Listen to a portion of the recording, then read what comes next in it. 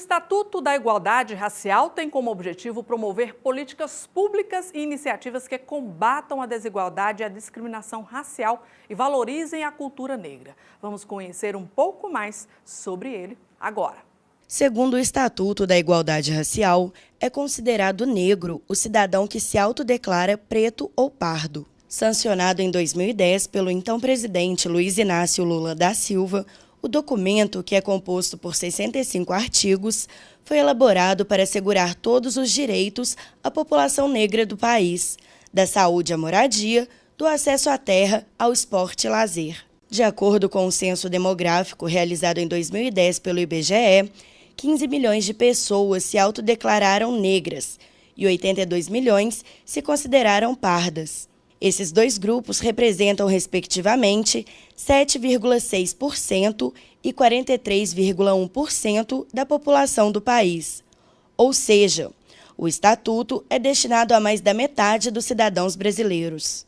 Reconhecido como instrumento no combate a todas as formas de intolerância étnica, o documento define como discriminação racial qualquer forma de exclusão, restrição, preferência ou distinção baseada em etnia, descendência ou origem nacional.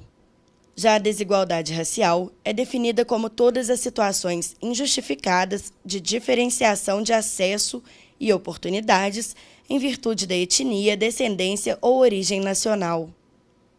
Após a aprovação do Estatuto da Igualdade Racial, o ensino de História Geral da África e da população negra do Brasil nas escolas de ensino fundamental e médio, públicas e privadas, passou a ser obrigatório, e a capoeira foi reconhecida como esporte, permitindo assim que o governo destine recursos para a prática. O texto ainda proíbe as empresas de exigirem aspectos próprios de etnia para vagas de emprego, estabelece que o Estado adote medidas para coibir a violência policial contra a população negra, assegura às comunidades quilombolas direitos de preservar costumes sob a proteção do Estado e garante o financiamento de pesquisas voltadas para a melhoria da qualidade de vida da população negra.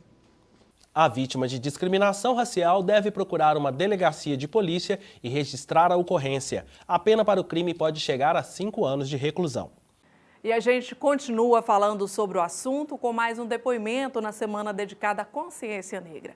Dessa vez, Érica Rodrigues, ativista, membro do MTD, Movimento de Trabalhadores e Trabalhadoras por Direito. Acompanhe. Oi, eu sou Érica Rodrigues, eu sou do Movimento de Trabalhadoras e Trabalhadores por Direitos. A gente organiza as famílias e a classe trabalhadora a partir do que ela tem necessidade, principalmente as mulheres negras, observando o seu trabalho aí em duplicidade, né? Trabalha fora e trabalha em casa também, na arrumação.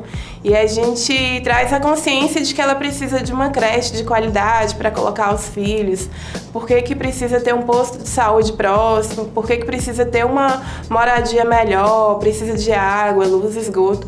E a gente organiza as famílias a partir desses conceitos, entendendo que são direitos resguardados a todos. Bom, primeiro a gente tem que entender o que é o dia 20 de novembro, né? Porque é o dia 20. A gente traz a memória, assim, a luta de um guerreiro negro e não de um escravo fugitivo, como muitas pessoas falam, né?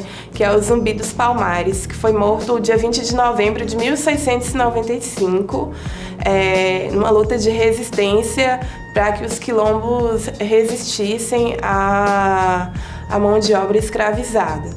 Então a gente traz aí no dia 20 essa lembrança de uma figura de resistência e de guerra que foi o zumbi. E é importante ter essa semana, é importante ter esse dia, porque é um dia que nós, negros, nos reunimos para poder pensar, para poder entender qual é o nosso lugar na história, né? Que é um lugar de construção do país, que é um lugar de resistência mesmo. Eu queria deixar uma mensagem citando uma escritora negra, que é a Audre Lorde, da qual eu sou muito fã, que ela fala que nós somos educados a ficar em silêncio, educados a respeitar mais o medo do que a necessidade de linguagem e definição. Mas se a gente espera em silêncio que a coragem chegue, o silêncio vai nos afogar. Isso significa que a gente deve falar e deve gritar por onde passar que existe uma igualdade racial e que nós negros somos pessoas antes da cor da pele e que a gente deve ser respeitado e que a gente deve ocupar esses lugares aí de alto escalão, na política, na música, nos programas de beleza, nas novelas. São esses espaços que são nossos e a gente deve falar antes que o nosso próprio silêncio nos afogue. E essa edição termina aqui. Assiste o nosso telejornal também por meio do nosso site www.vimtvplay.com.br. Até mais!